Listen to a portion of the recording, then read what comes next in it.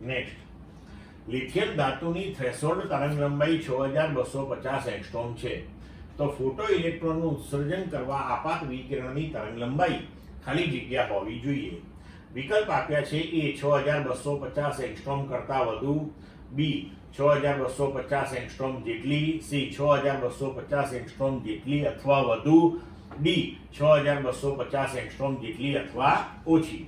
તો થિયરીમાં આપણે થ્રેશોલ્ડ આવૃત્તિ નો કોન્સેપ્ટ આખો ભણી ગયા કે આપણે જો ઇલેક્ટ્રોનનું ઉત્સર્જન કરવું હોય તો સપાટી પર આપાત થતી જે વિકિરણ ઉર્જા છે અથવા તો જે વિકિરણ આપાત થાય છે તેની આવૃત્તિ એ ધાતુની થ્રેશોલ્ડ આવૃત્તિ જેટલી અથવા એના કરતાં વધારે હોવી જોઈએ.